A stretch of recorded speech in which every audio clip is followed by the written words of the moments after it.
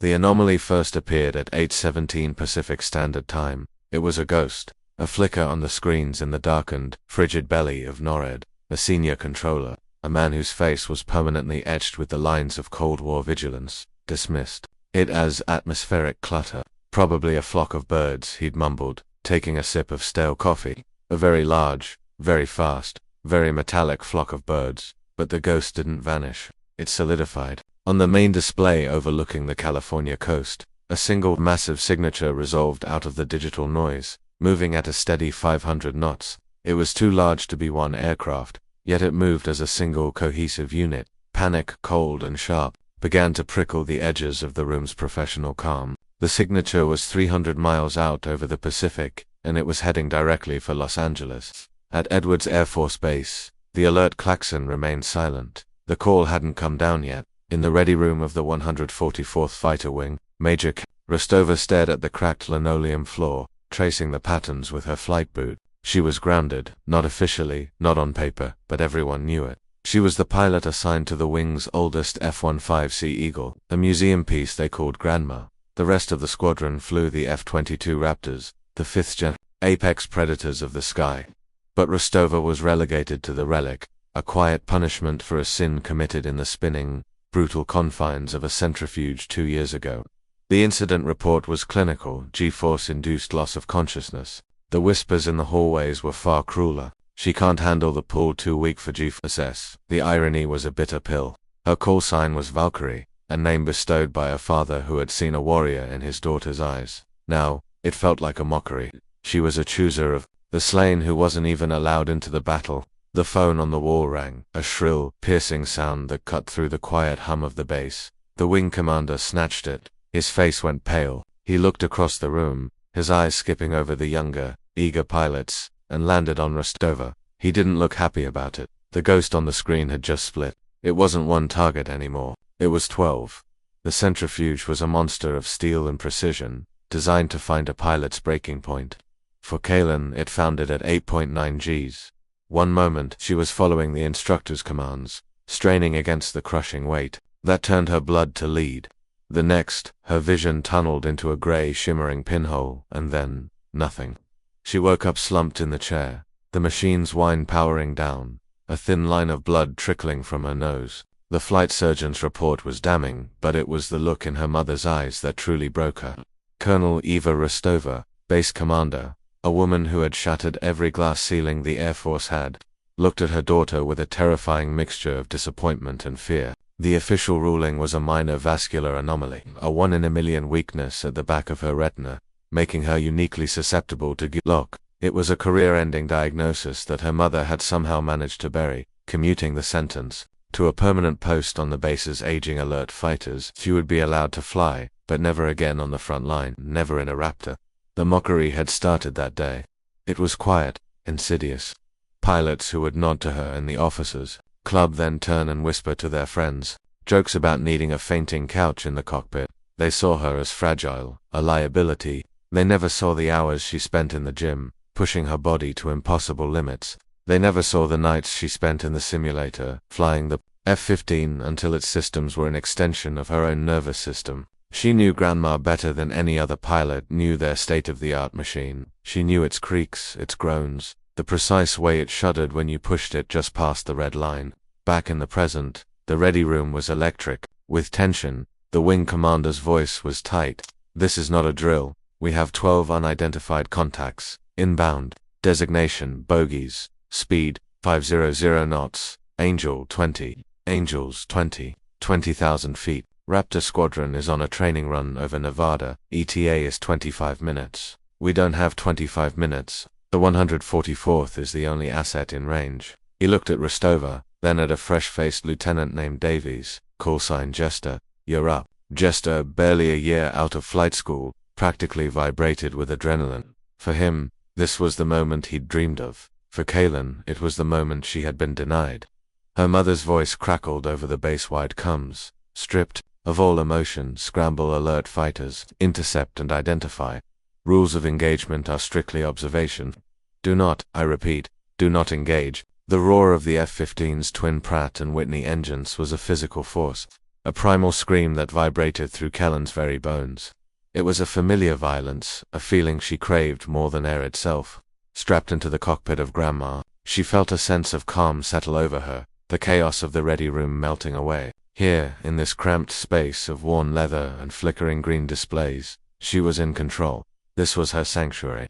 "Valkyrie, you read me." Jester's voice, a little too hypershed, crackled in her ear, loud and clear. "Jester," she replied, her own voice a low, steady contralto. "Stay on my wing, and try to breathe." She could hear his sharp inhale over the coms. Her hands moved with an economy born of 1,000 hours of practice, flipping switches, running diagnostics. The ground crew scrambled away, and with a final salute, they released her. She pushed the throttles forward, and the old eagle surged down the runway, a gray predator unchained. They climbed, punching a hole in the pristine blue of the Mojave sky. The desert floor fell away, a brown, wrinkled map. Below, the sprawling geometry of Los Angeles began to haze over in the coastal mist. Her target, the people she was sworn to protect, the people who had no idea that 12 phantoms were gliding silently toward them. "Command, Valkyrie, we are airborne, climbing to Angel 2-5. The voice that came back was her mother's, the official, clipped tone of the colonel. "Copy, Valkyrie. Bogies are now 150 miles west of your position. Maintain course, 270 report. Visual contact." There was no warmth, no hint of their relationship. On the radio, they were just two officers doing their job, but Kalen could feel the unspoken weight behind every word. Her mother had put her in this plane, trusting her with the first line of defense. Despite everything, it was a test. Or perhaps, an act of faith. "Jester, check your systems," Kalen ordered, her eyes scanning the horizon. "Weapons are cold, master arm is off. We're just taking pictures today, remember." "Copy that, Valkyrie." "Just a friendly hello," he quipped, his confidence returning as they settled into formation. The F-15 shuddered slightly as they passed through a pocket of turbulence. Kellen's hands on the stick were rock steady. She wasn't the woman who had fainted in a machine, she was a pilot. And out there, somewhere in the vast, empty expanse of blue, was a threat she had to face. The mockery, the whispers, the pity in her mother's eyes, it all burned away in the clean, cold air of the stratosphere. There was only the mission. The ascent was a sacred ritual. As the F-15 clawed its way higher, the world transformed. The blue of the sky deepened to a dark, bruised purple at the edge of space. The sun was a brilliant, unfiltered diamond. Silence began to press in, the roar of the engines a distant memory, replaced by the hiss of oxygen in her helmet and the steady, rhythmic thump of her own heart. This was where she belonged, not on the ground, amidst the politics and the whispers, but up here, in the unforgiving clarity of the void. "Coming up on 100 miles to contact," Kalen reported, her voice even. Her radar screen was a clean green. "Sweep, the bogies still too far for her older system to paint. The Raptors would be seeing them already, their advanced sensors dissecting the threat from hundreds of miles away." Kalen had only her eyes and her instincts. "Feeling good, Jester?" she asked, breaking the silence. "Just peachy, Valkyrie. A little Sunday drive," he answered, his voice tight with false bravado. "Just keep your eyes peeled. These guys aren't squawking any codes. No friend or foe ID, they're dark. Maybe they're shy," Jester joked. Kalen didn't reply. Her gaze was fixed on the horizon, a razor-sharp line between the deep blue of the ocean and the lighter blue of the sky. Her father had taught her to read the sky, to see it not as empty space but as a living entity with its own currents and moods. He had been a legend in the F-4 Phantom, a pilot from an era of raw nerve and seat-of-your-pants flying. He would have loved this, the purity of it. A dark speck appeared on her canopy, then another, and another. They grew with terrifying speed. "Jester, tally-ho, I have visual." The specks resolved into shapes, not fighters, not transport. They were massive, far larger than any conventional bomber in any known arsenal. Delta-winged and featureless, their fuselages were a matte, non-reflective gray that seemed to drink the sunlight. They flew in a perfect, implacable V-formation, like a flock of migratory birds carved from obsidian. There were no visible engines, no contrails. They simply moved, a silent, deadly procession. Jester's breath hitched over the radio. "Mother of God, Valkyrie, what the hell are those?" Kalen felt a cold dread wash over her, a primal fear that had nothing to do with Jephosis. These were not planes from any nation on Earth. They were wrong. Utterly, terrifyingly wrong. Her hands tightened on the controls. the worn leather of the stick, a familiar anchor in a world that had suddenly tilted on its axis. "Command Valkyrie," she said, her voice betraying none of the shock she felt. "We have visual on bogies, be advised. I have no idea what I'm looking at." The silence from the 12 bombers was more terrifying than any threat. They flew with an unnatural smoothness, a dreamlike quality that made the air around them seem still. Kaylin eased her F-15 into a parallel course, keeping a respectful distance of 2 miles. Her tactical camera zoomed in, every detail of the lead aircraft filling her display. The design was seamless, almost organic. There were no visible rivets, no panel lines, just smooth, curved surfaces that flowed into sharp, knife-like edges. It was beautiful and menacing in equal measure. "Jester, get me high-resolution stills of the wing roots and ventral fuselage. I want to see if there are any hardpoints or sensor pods," she commanded, her mind shifting into analytical mode. Fear was a luxury she couldn't afford. "Copy." Valkyrie rolling in, Jester's F-15 peeled off, climbing above the formation to get a better angle. The bombers didn't react. They didn't alter their course, speed, or altitude. It was like they were completely unaware of the 2 fighters shadowing them, or worse, completely indifferent. On the command frequency, the air was thick with frantic clipped exchanges. Her mother's voice cut through the noise, directed at her. "Valkyrie, what is their disposition? Are they showing any hostile intent?" "Negative, command. They're just flying. No comms, no maneuvering. They're acting like we're not even here, but they were here. And their flight path was a straight line pointing to the heart of Southern California, the Santa Monica Bay, the LAX flight path." Millions of people were going about their day, oblivious to the silent judgment, gliding towards them. Kaylin felt the weight of their lives settling on her shoulders. The mockery she had endured seemed so petty now, so insignificant. This was the reality of the job, the reason she had fought so hard to stay in the cockpit. It wasn't about glory, or proving the doubters wrong. It was about the shield, being the thin gray line between home and the unknown horrors of the world. "Jester, you have what you need." "Got it, Valkyrie. Sending the data burst now. These things are clean, not a single pylon or antenna I can see." As he spoke, a thin seam appeared on the belly of the lead bomber. It was almost invisible, a hairline crack in the smooth fuselage. From it, a small spherical turret descended, rotating slowly until its dark, lens-like aperture was pointed directly at Kellen's F-15. It wasn't a weapon firing. It was a statement. "I see you. Command, be advised," Kaylin said, her voice dangerously calm. "The lead bogey is deploying a ventral turret. It appears to be a sensor or targeting pod. He is painting my aircraft." A new voice, cold and authoritative, came over the radio. It was the NORAD commander Valkyrie Breakoff. "I repeat, disengage and return to base." The order was unequivocal. Break off. It was the smart call, the safe call. But as Kaylin looked from the targeting pod fixed on her plane to the hazy coastline, now clearly visible on the horizon, she knew she couldn't obey. The bombers had crossed the 100-mile line. They were no longer a distant threat. They were at the door. Breaking off meant leaving that door wide open. "Command, negative," Kaylin said, her voice firm. She felt a jolt of adrenaline, the thrill of defiance. "The bogies are maintaining a direct course for the Los Angeles basin. I am not disengaging." The silence on the command frequency was deafening. She could picture the scene at NORAD, the commander's face purpling with rage. She could picture her mother, standing ramrod straight, her expression a mask of iron control. She was ending her career, and she knew it. But if she ran now, she wouldn't be able to live with herself. "Major Rostova, this is Colonel Rostova." Her mother's voice cut in, sharp and cold as ice. "You will follow your orders. Disengage immediately." "I can't do that, Colonel Colon." The use of her first name was a shock, a crack in the professional facade. It was the voice of a mother, not a commander, pleading and terrified. "Please." "They're not stopping," Kaylin said, her gaze locked on the lead bomber. "I'm going to try and communicate."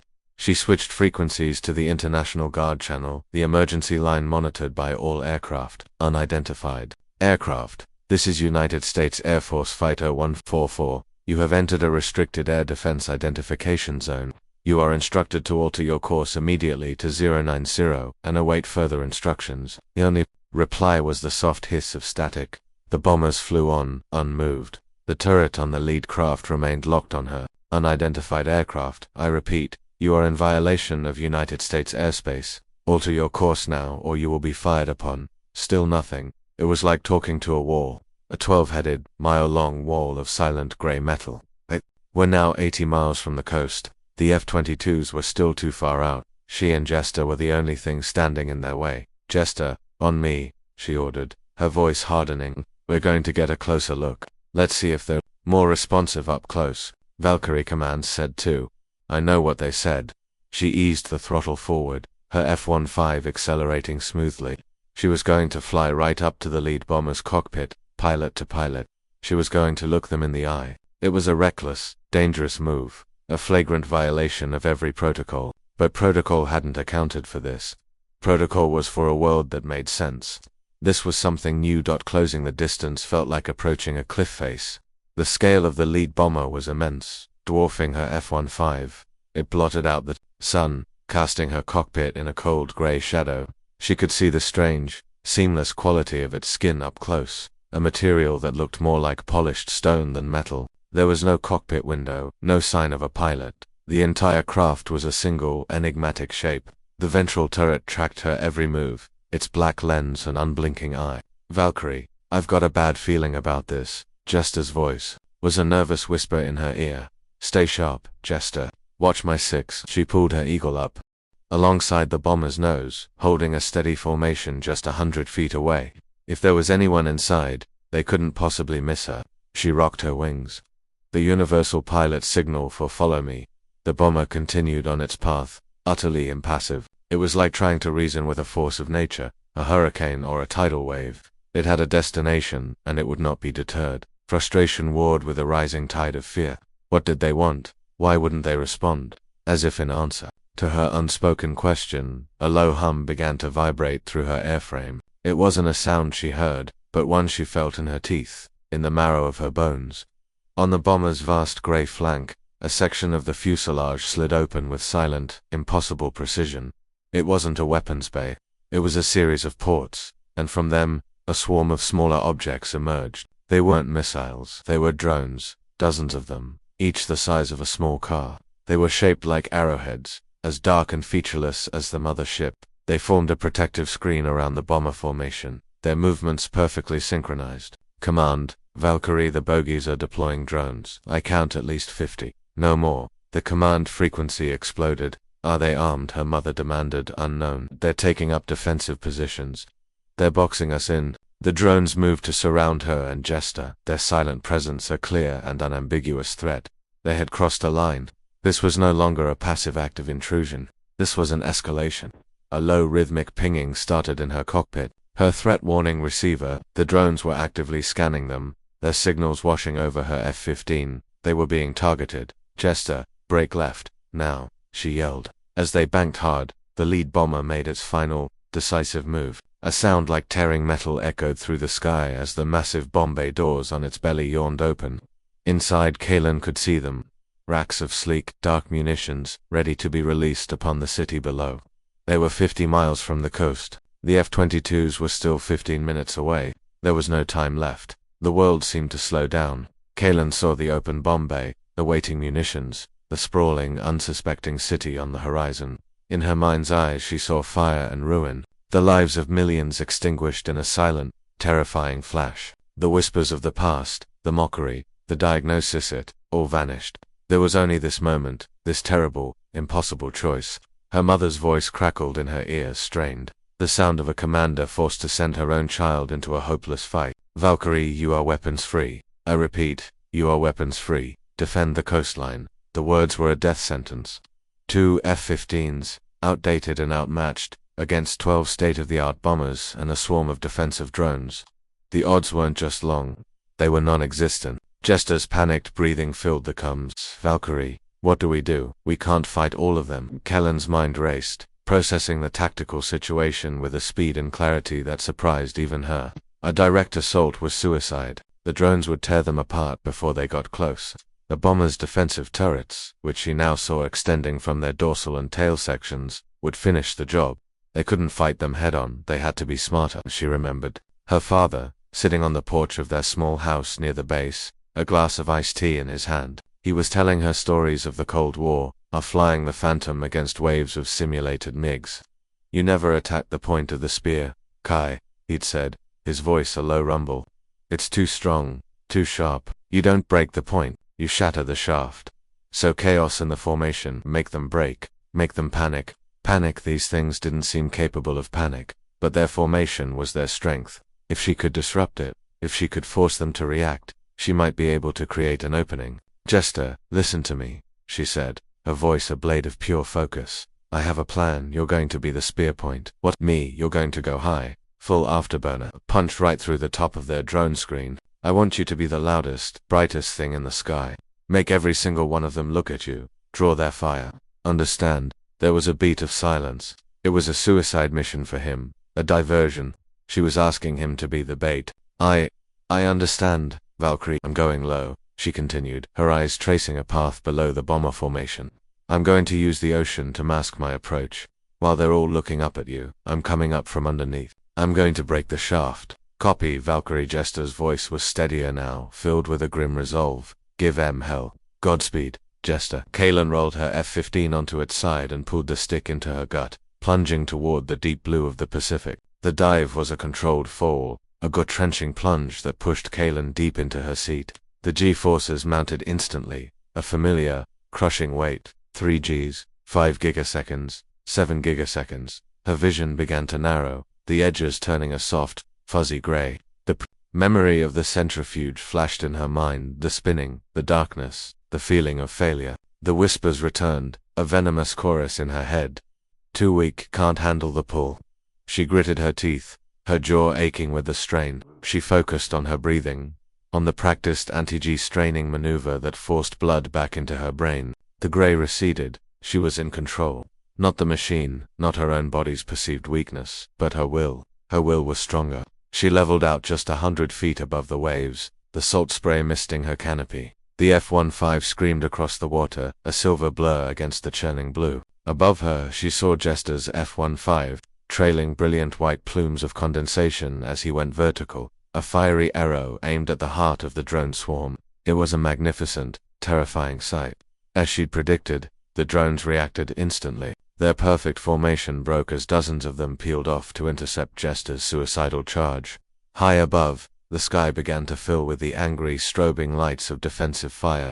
Jester was a master of distraction, weaving and dodging, a lone matador facing a herd of robotic bulls. He was buying her time. Kaylin pushed her throttles to the firewall. Grandma shuddered, the old airframe complaining under the stress. But she held together. Kaylin was now directly beneath the bomber formation, hidden from their primary sensors by the radar clutter from the ocean's surface. Looking up, she saw their vast, dark bellies, a ceiling of menacing gray.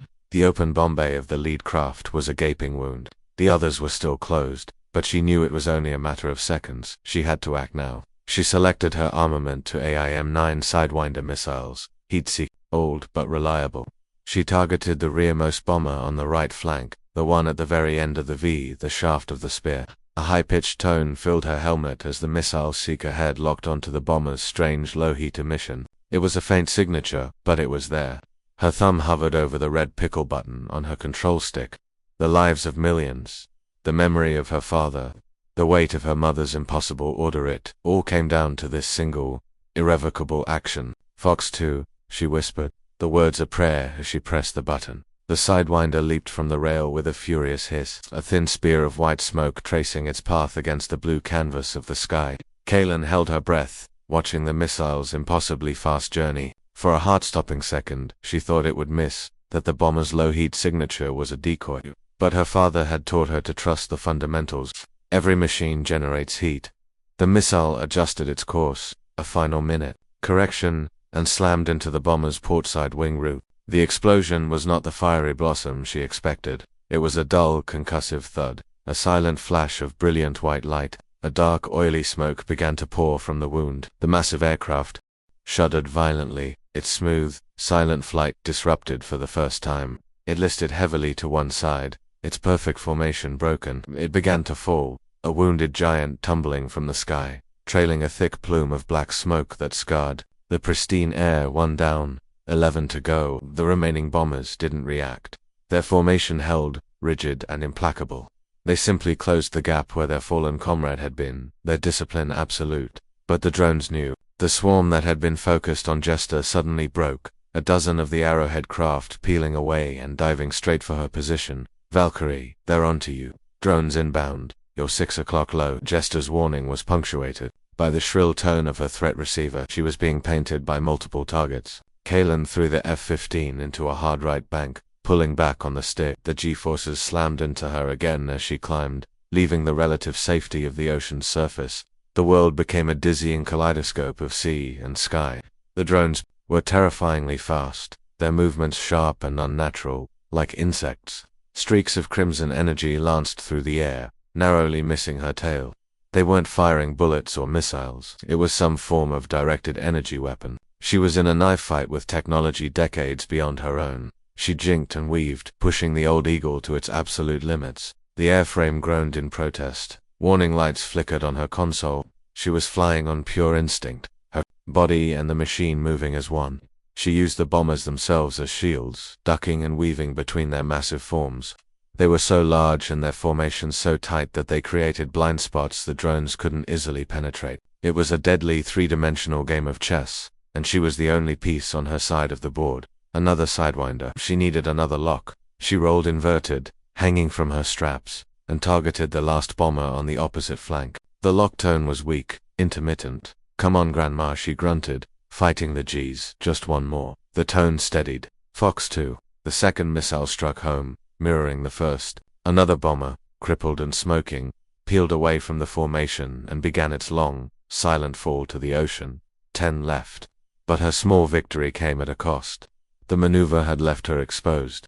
The drones swarmed her, their energy bolts stitching a deadly pattern across the sky. One blast caught her right wingtip, shearing off the missile rail with a percussive bang. The F-15 yawed violently, and Kaelin had to fight the controls to keep it from spinning out. "Valkyrie, you're hit," Jester yelled, his voice tight with alarm. "I'm okay," she grunted, wrestling the damaged eagle back under control. "Just a scratch." It was more than a scratch. The plane felt sluggish, wounded, but it was still flying. The bomber formation, now to aircraft lighter, finally reacted. They began to spread out, widening their defensive perimeter. It was a subtle shift, but it was the first tactical adjustment they had made. She was getting to them. She was shattering the shaft. The drones pressed their attack, relentless and coordinated. Kaelin was forced purely on the defensive. Her F-15 a blur of motion as she evaded the crimson energy streams. She was burning fuel at an alarming rate, and her plane was damaged. She couldn't keep this up for long. She needed to change the equation. Her eyes fell on her remaining armament. For AMRAAM missiles, radar-guided long-range, useless against the drones, whose strange holes seemed to absorb her radar signals. But the bombers, they were big enough to paint. The problem was getting a lock. The drones were jamming her systems, filling her screen with static and false targets. She needed a clear shot, a few precious seconds of clean air. That's when she saw it, a gap. As the bombers widened their formation, they momentarily disrupted the drones' coverage. For a split second, there was a clear corridor between two of the giant aircraft. It was a fleeting opportunity, a closing window. She didn't hesitate. She rolled the F-15 and dove into the gap, flying directly through the heart of the enemy formation. The sheer audacity of the move seemed to confuse the drones. For a moment, their attack faltered. That was all the time she needed. Her radar cut through the jamming, a solid lock. She fired 2 AM or AMS in quick succession. Fox 3. The missiles, guided by their own internal systems, streaked towards two separate bombers in the middle of the formation. The explosions were massive, far more catastrophic than the Sidewinder hits. One bomber disintegrated in a flash of light, its fuselage peeling apart like a ripe fruit. The other lost an entire wing, cartwheeling through the sky before exploding in a secondary blast. Chaos. She had sown chaos. The destruction of the two bombers sent a shockwave through the enemy formation. For the first time, their perfect discipline wavered. The remaining 8 bombers broke formation, their movements becoming erratic, uncoordinated. The drones, their command structure seemingly disrupted, began to fly in confused, disorganized patterns. She had done it. She had shattered the spear, but the fight was far from over. Her passage through the formation had put her directly in front of them, a position of extreme vulnerability. The dorsal turrets of the lead bombers swiveled and opened fire. A storm of energy bolts erupted around her. Her cockpit lit up with warning alarms. An impact slammed into her left engine. The F-15 shuddered violently, the engine sputtering, catching, then dying with a final mournful groan. "Engine 1 is out. I'm on single engine." she yelled into the radio, more to herself than to anyone else. The loss of power was catastrophic. The Eagle yawed hard to the left, trying to enter a flat spin. She stomped on the right rudder pedal, fighting to keep the nose level. The plane was critically damaged, flying on one engine and a prayer. "Valkyrie, get out of there," Jester screamed.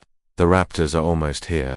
Just hold on." The F-22s, she had almost forgotten about them, but almost here wasn't here. She was alone, wounded, and surrounded. The lead bomber, the one that had started it all, was now directly in front of her, its open bomb bay a dark promise of destruction. It was ignoring her, its objective, singular, Los Angeles. She had to stop it. With her remaining engine screaming at full power, she limped her crippled Eagle into a pursuit course. She had 2 AMRAAMs left, but her radar was flickering, damaged by the engine explosion. She couldn't get a lock. It was down to cannons, a dogfight tactic from a bygone era. A desperate, last-ditch move. Her 20mm Vulcan cannon held just over 500 rounds of ammunition, 6 seconds of continuous fire, 6 seconds to save a city. As she closed the distance, her mind drifted to her call sign, Valkyrie. In the old myths, the Valkyries were not just choosers of the slain. They were warrior goddesses charging into battle on winged steeds, their cries echoing across the heavens. They were symbols of courage in the face of impossible odds. Her father hadn't named her for the grim task of choosing the dead. He had named her for the fight, for the spirit that refused to break, even when all hope seemed lost. This was her ride. She armed the cannon. The heads-up display shifted, a gunsight crosshair overlaying the massive form of the bomber. She was too close, moving too slowly. The bomber's tail guns opened up on her. The sky was a web of red energy. She ignored it. Her focus was absolute. Her thumb rested on the trigger. Why Valkyrie? The question had followed her throughout her career, a call sign that seemed too grand, too mythical for a modern fighter pilot. It was a gift, and a burden, from her father, Major Reese Griffin. He was a pilot's pilot, a man who flew with an artist's grace and a warrior's heart. He saw the same fire in his daughter's eyes from the day she was born. He would take her to the flight line, her small hand lost in his, and point to the F-4 South and F-15s. "They're not just machines, Kai," he'd say. "They're winged steeds, and the pilot is the will that guides them." He told her the old stories, the Norse myths of Odin and Asgard. He was captivated by the Valkyries, the shield maidens who rode into battle. They didn't just decide who lived and died, he explained one evening, sketching a winged helmet on a napkin. They embodied the ultimate courage. They rode into the heart of the chaos, unafraid. "That's you, Kaylin. You have that spirit." He gave her the call sign the day she earned her wings. It was a legacy, a challenge to live up to. Then he was gone. A routine training flight over the Nevada desert. A catastrophic engine failure in his F-15. The official report said he fought the plane all the way down, refusing to eject, trying to save the aircraft. But Kaylin knew the truth. He was trying to steer the falling jet away from a small town on the horizon. He chose to ride it into the ground to save others. Her mother changed after that. The warmth in her eyes was replaced by a steely, protective shell. She saw the same fire in Kaylin that Reese had, and it terrified her. She pushed Kaylin towards command, towards strategy, away from the cockpit. The centrifuge incident was the excuse she needed. The minor medical anomaly was magnified into a career-threatening condition. It wasn't a punishment. It was an act of desperate, misguided love. Her mother was trying to keep her last connection to Reese safe on the ground, but Kaylin was her father's daughter. The sky was in her blood. Being grounded was a cage, a slow death.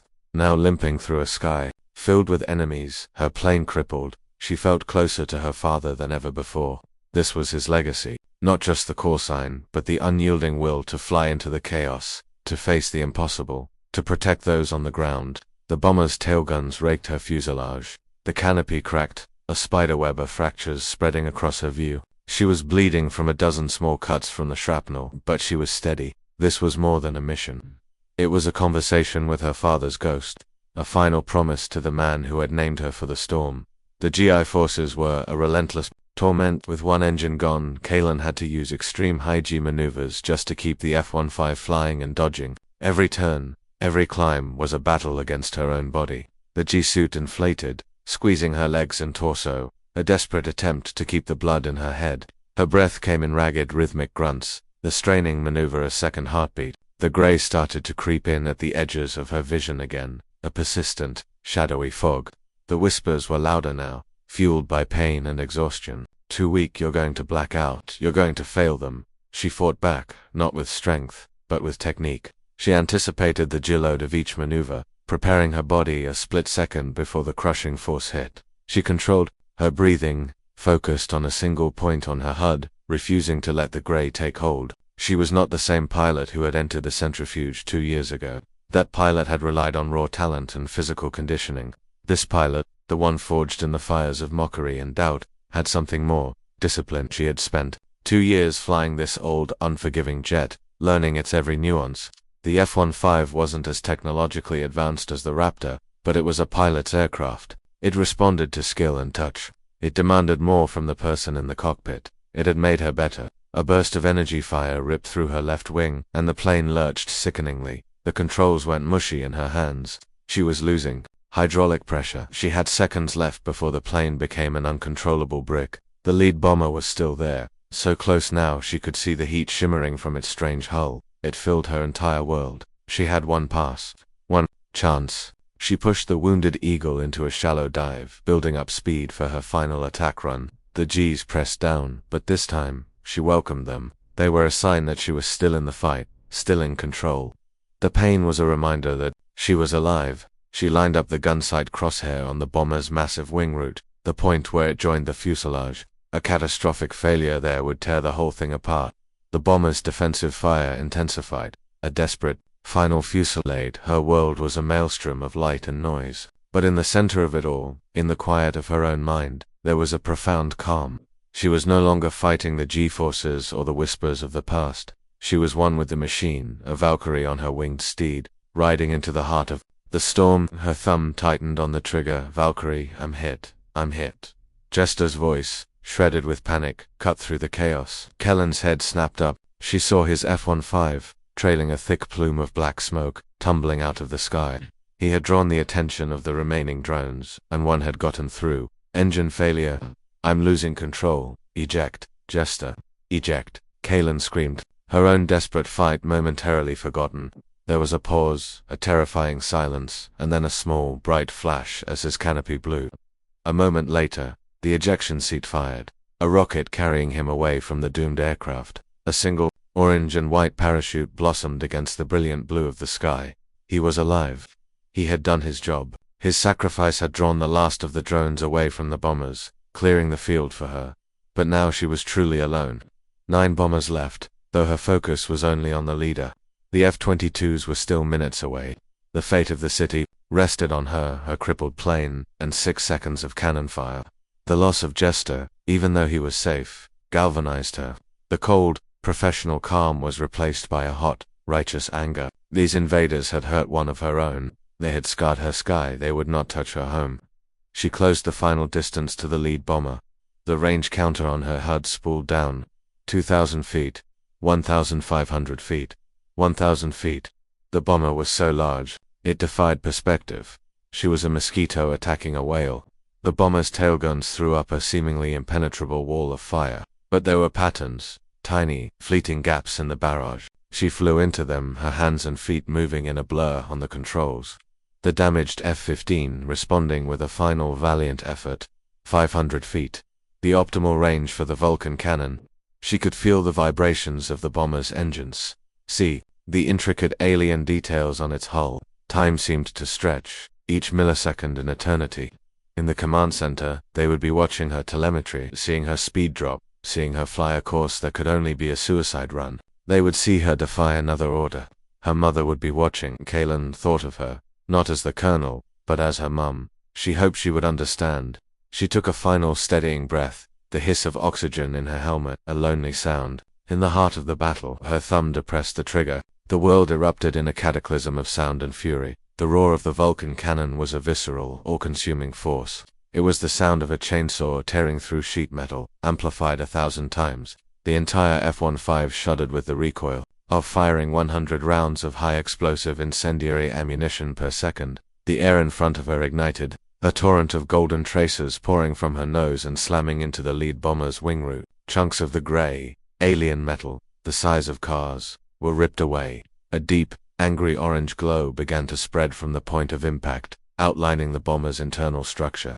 She held the trigger down, walking the stream of fire along the wing, severing it from the fuselage. 1 second, 2 seconds. The bomber's defensive fire faltered as its systems were torn apart. 3 seconds. The damage was catastrophic. The massive wing, half severed, began to fold upwards, its structural integrity gone. For seconds, the bomber started to roll, its flight becoming unstable, a wounded beast beginning to die. Kaylin stayed on the trigger, her focus absolute. She was deaf to the alarms screaming in her cockpit, blind to the fire consuming her own aircraft.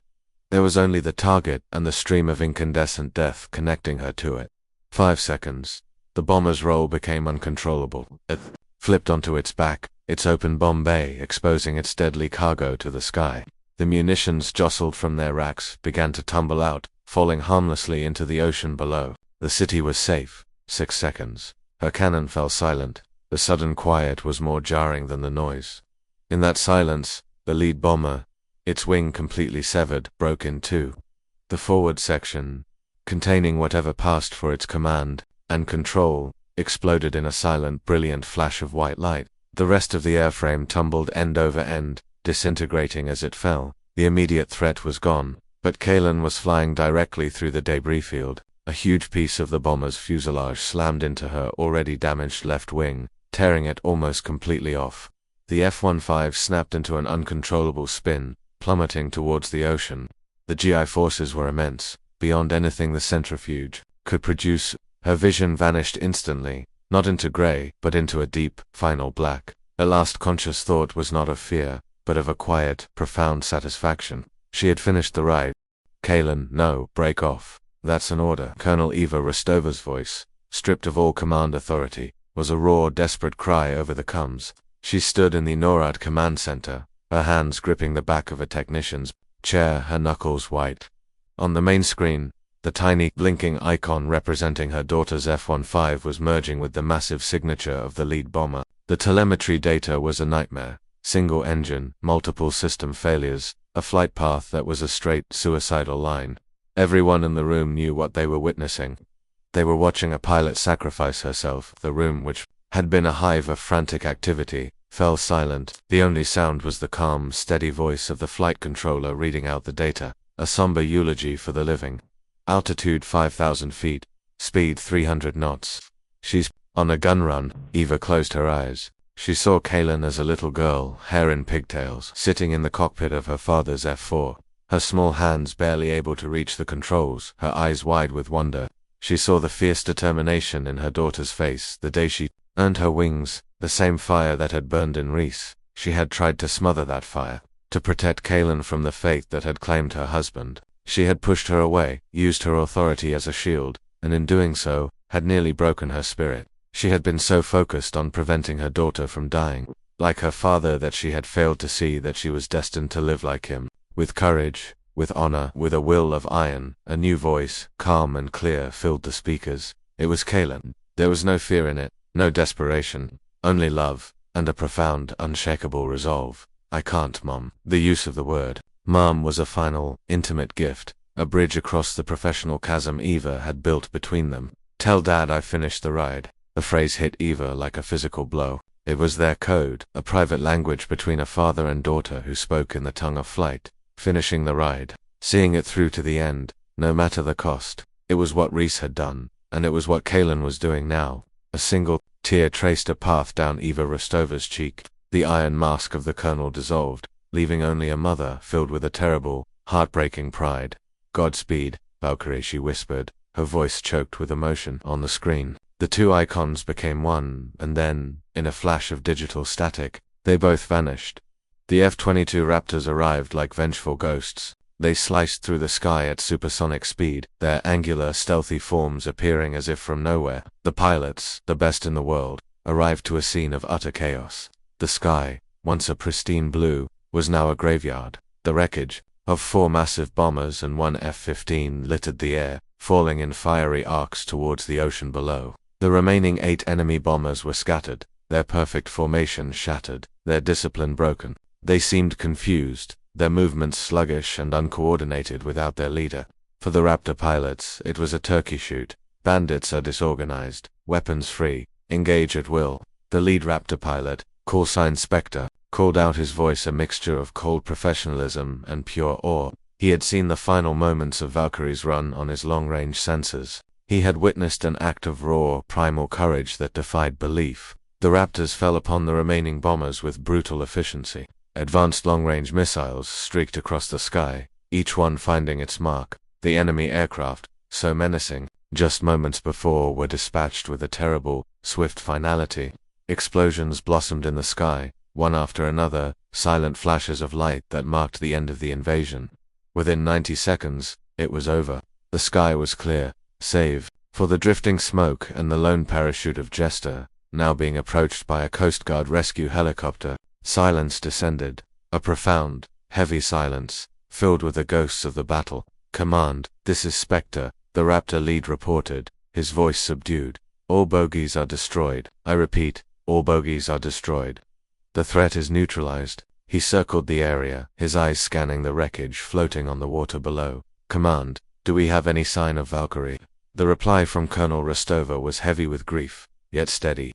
"Negative, Spectre. Her transponder is offline. Her last known position was at the point of impact." A wave of respect and sorrow washed over the Raptor pilots.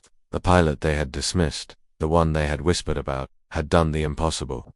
She had faced down an overwhelming force and broken it, paving the way for their easy victory. She had held the line, alone. Then, a junior pilot in the flight, his voice crackling with disbelief, spoke up. "Spectre, look 5 miles east. I've got something. It's low, barely moving. It's an F-15. Spectre banked his Raptor, his powerful sensors locking onto the target. It was true. A single F-15, trailing a thick plume of black smoke, its left wing shredded, was limping through the sky, barely above its stall speed. It was a ghost of a plane, a wreck that had no right to be flying, but it was. And at its controls there could only be one person. The flight back to Edwards was the longest of Kellen's life. She had woken up in the middle of the spin, the violent G-forces having miraculously shocked her back to consciousness. Her training took over.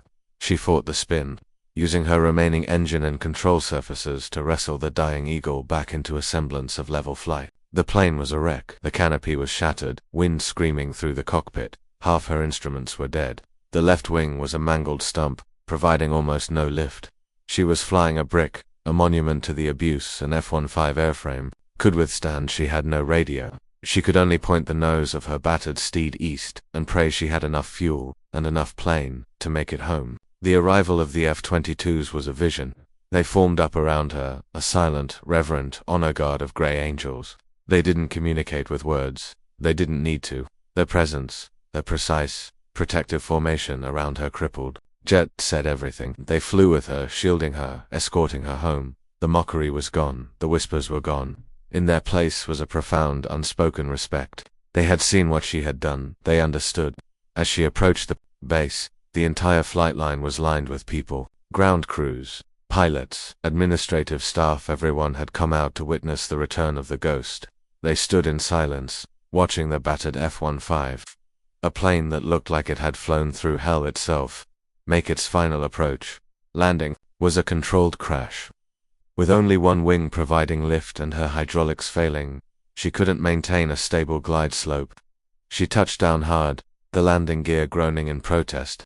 The plane veered violently, but she managed to keep it on the runway, the tires screaming as she fought for control. Grandma finally rolled to a stop, smoke pouring from every seam. The silence that followed was absolute. Then, the emergency. Crews were there, spraying foam on the smoking engine. The canopy, what was left of it, refused to open. A crew chief had to use a crowbar to pry it loose.